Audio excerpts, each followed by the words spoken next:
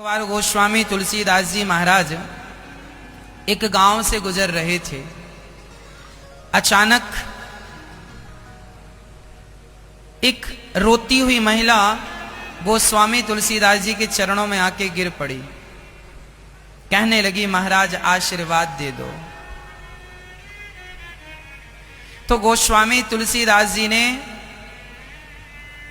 कह दिया, जाओ सदा सुहागिन रहो।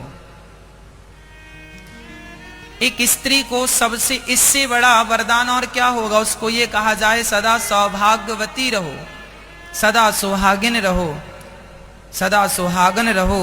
इससे बड़ा और वरदान क्या चाहिए एक पतिव्रता नारी को। गोस्वामी जी को लगा ये रो रही है, कोई संकट है, तो कह दिया जाओ सदा सुहागन रहो।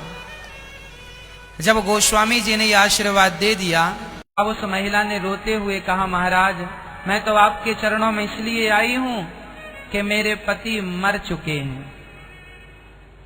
उसके पति मरे पड़े थे और उसे पता चला कि नगर में गोस्वामी श्री तुलसीदास जी आए हैं। उस समय तुलसीदास जी बड़े विद्वान, बड़े भक्त के रूप में समाज में पूजे जाते थे।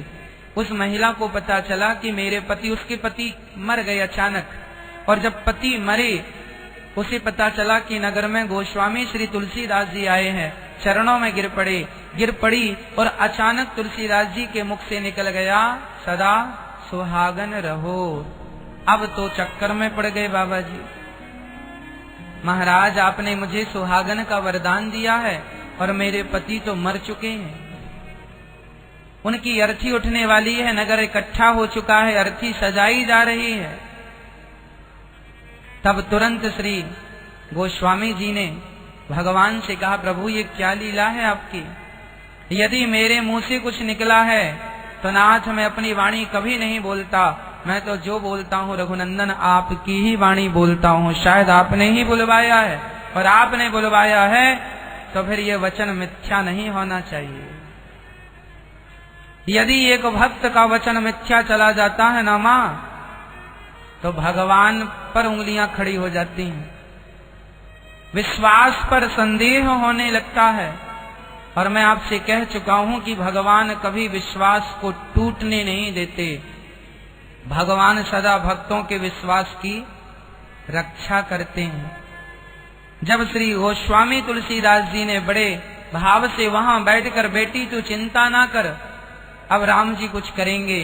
गोस्वामी जी वहां बैठकर और सीताराम सीताराम सीताराम सीताराम सीताराम सीताराम सीताराम सीताराम जपने लगे। और ऐसी श्रद्धा, ऐसी भावना से जपे, और भगवान उनके जपन से, भगवान उनकी भक्ति से ऐसे प्रसन्न हुए कि हमारे भक्त का वचन मिथ्या ना हो। उसका मरा हुआ पति उठकर बैठ गया। सबके देखते देखते यह बात हवा की तरह सारे संसार में फैल गई कि तुलसीदास जी बड़े चमत्कारी संत हैं। उस समय अकबर का शासन था।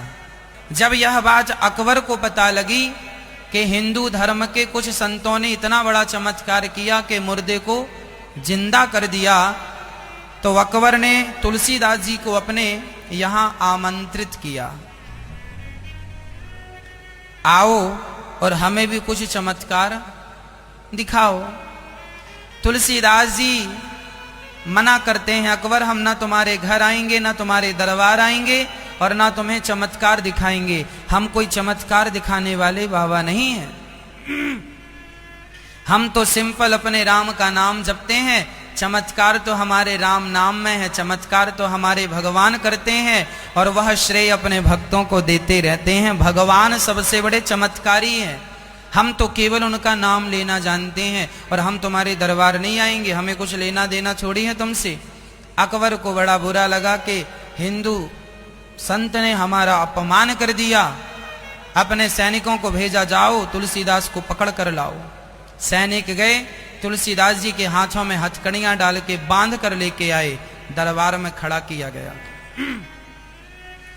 तुलसीदास जी के हाथों में बंधन था, पांव में बेड़ियां थीं, और अकबर कह रहा था, यदि तुम बड़े भक्त हो, तुमने मुर्दे को जिंदा किया है, तो आज हमें चमत्कार दिखाओ। तुलसीदास जी बोले, भैया मैं भगवान का नाम जपना जानता हूं, मेरे से चमत्कार नहीं आता, भगवान ही वचन की रक्षा करते हैं, मैं क्या करूं। तो काल कोठरी में बंद कर दिया तुलसीदास जी को अकबर ने। गोस्वामी तुलसीदास जी ने हनुमान चालीसा की रचना की और हनुमान चालीसा पूरा होते होते जब यह चौपाई उन्होंने पढ़ी, उसी समय हजारों की संख्या में बंदर वहां आए और बंदरों ने आके जो वहां का क्रूर शासक था जिसने गोस्वामी जी को बंद किया था, उनकी सिंहासन तक बंदर पहुंच के और सारी सेना को जो बंदरों ने मारना शुरू किया, अर्थात स्वयं अनेक रूप में श्री हनुमान जी प्रकट होके और उस दुष्ट व्यक्ति को, उसकी सेना को जब तहस नहस करना शुरू किया, मारना शुरू किया, अकबर का शासन हिलने लगा। महाराज हाहाकार मच गया, कोई साबुत नहीं बचा, सारे सेना घायल पड़ी है, ना अस्त्र काम कर रहे हैं, ना शस्त्र काम कर रहे हैं, ना कुछ काम कर रहा है। अकबर घबरा गया, अब क्या करें, हम तो बड़ी परेशान हैं। और बंदरों की सेना बढ़ने लगी, चारों तरफ से सेना घेर चुकी थी, अकबर घिर चुका था। तब किसी ने कहा कि आपने जो हिंदू संत को बंदी बना रखा है, ये सब उसी के बंधन का ये प्रभाव है, उसे जल्दी आजाद करो। अकबर ने तुरंत जाकर तुलसीदास जी को प्रणाम किया, महाराज आपका चमत्कार हमने देख लिया, हमें माफ कर दीजिए। तब तुलसीदास जी बाहर आए और बाहर आते ही हनुमान जी का वह रौद्र रूप अपने आप समाप्त हो गया, अर्थात वहां एक भी बंदर नजर नहीं आए।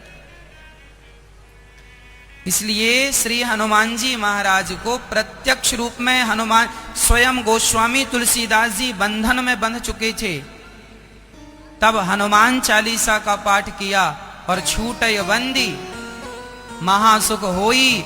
इसलिए आप भी संसार के बंधन से मुक्ति चाहते हैं, कोई आपका निर्दोष व्यक्ति जेल में चला गया है तो आप हनुमान चालीसा का 100 पाठ रोज कीजिए, हनुमान जी की कृपा से आप निर्दोष साबित होकर तुरंत बाहर आ जाएंगे।